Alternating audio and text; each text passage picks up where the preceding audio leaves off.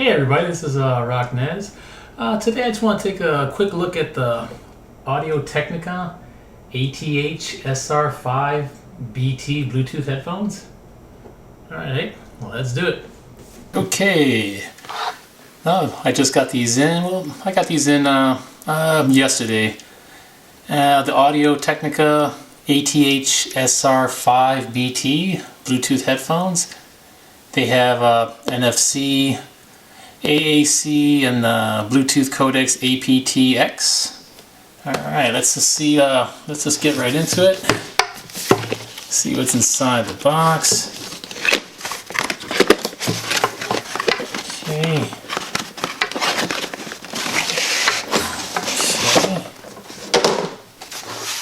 Alright. Open these babies up. And there they go. The headphones themselves. Let's see what's underneath. Oh, we got some instruction manual, probably in a lot of different languages. We'll see that later. Have a nice bag. Okay, nothing else is in the box here. Throw that out. Let's see here. Let's just see what's inside the bag. Oh, you got two wires, charging wire, USB to micro USB, and looks like a 3.5 jack, the 3.5 jack with the built-in mic. Okay, the bag's pretty nice. It's quite large. Now to see the headphones themselves. Oh, these are pretty nice. Nice looking set of headphones. There. Okay. Very light. And they look very nice. Smaller than I thought they'd be, but oh well. I'm gonna get back to you guys in a couple of days. I'm gonna burn these in and come back and tell you on my findings on these. All right. Well, it's been about 3 or 4 days since I've been using these. Let me just go over real quick with the accessories. Basically, from the first part of my video, it's basically just the headphones, standard charger, micro USB charger, and 3.5 jack to 3.5 jack cable with a built-in mic. You get a very nice bag. This bag is very nice, and it's very roomy. You just take your headphones and chuck them in there, and you've got a lot of room for the cables or whatever other accessories you want to put in there. Now, that's about it. That's all the accessories that it came with. Now, as far as build quality, these things are very light. You've got basically plastic everywhere. The headband here doesn't have a lot of cushion. It's very, very minimal cushion on here. The pads are comfortable. They're very smushy. Not the softest pads I ever felt, but they're pretty good. And these things rotate, so you can lay them flat, like so. And they actually rotate back and forth, so they can adjust to your head size fairly well. Now I have a big head on here, so I gotta actually like bring this up all the way. You have these little clicks on here. They're not really solid clicks, but they do the job.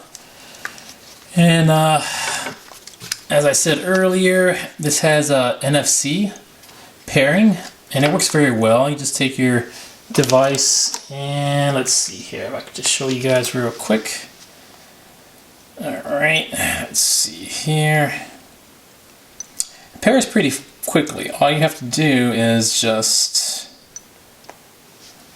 turn them on, like so. Just turn on the device. Okay, now you'll see the, I don't know if you guys can see that, the blue-red button blinking on and off. Then you just go to your device, NFC, and the NFC, you just tap it here. And that's it. It'll actually start to connect. and it recognizes it's APTX, and that's it. It pairs pretty quickly. And the rest of the functions, you got your standard functions here. You got your on, off. You don't have to hold it down to pair. All you have to do is just turn it on, and it'll just start to blink. And then over here you have your charging port, volume up, down, and 3.5 jack, which I like because you can use a different cable. It's not that recessed, and a lot of cables will fit in here. And you can actually use like I have a V-Moto boom mic that I've used on other headphones, and fits in here perfectly. And if you want to skip tracks, you just hold. You have to actually hold it up. It'll skip once. Hold it back. It'll skip back. Now it doesn't do, like, you can't multiple skip ahead or go back more than twice, and it doesn't do fast forward or reverse. Now, oh, and plus, these pads are removable. They're pretty easy to take off. They just come right off. You can actually see the driver there, and you can actually buy more pads. You know, they're easy to come off, and they're fairly easy to put back on. Now, as far as Bluetooth sound quality, they sound very good. They don't have a lot of bass. I mean, these are only 45mm dynamic drivers on here. The bass on here is okay. It sounds like it's a little bit recessed, but it is good. The highs and mids are very good on here. The highs are a little bit, they might be a little bit accentuated, like maybe 1 or 2 dB.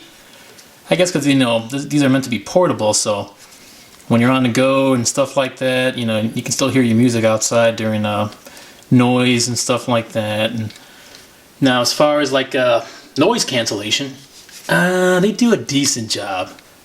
Pretty much anybody, if you have these things blasted, pretty much anybody can hear you when you have these things blasted. Now, I was on the impression, I saw these on the CES Electronics Show in January, and they said it was supposed to be high res also when you put it wired, but there's no high res indication on the box or in the instruction manual that I could find. And I've got a high res device that I wanted to try it out with. Now, does it sound different wired? It actually does sound a little different wired. It actually sounds, depending on what kind of device you put on here, it actually sounds better, a little better wired than it does on Bluetooth. Now, Bluetooth has gotten better, especially with the new APTX codecs. If your device supports that codecs, it does sound better. Now, the amp that is inside here is not a very strong amp. I've seen stronger amps in other Bluetooth headphones, but it's very good. I like the fact that it's very light. I've worn these for like, oh my god, like 3 hours, and I didn't have any fatigue at all.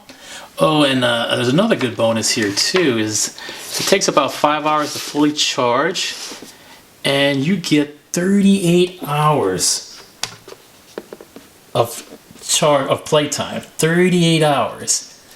Now, I actually had these just running about a good 37 hours or 37 and a half hours, and they finally died, but around 37, maybe 38, depending on the type of music you listen to, I guess. If it's more bass heavy tracks, it'll drain the battery more, I mean the amplifier more, or the battery more. But 38 hours, wow, that's a long time. That's all.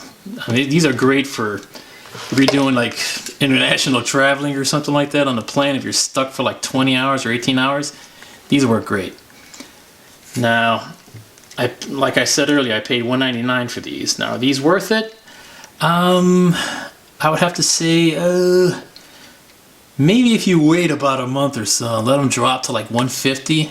I think these are worth more $150. The build quality is not up to like a $200 headphone, but it is portable and it is very light. It's very comfortable.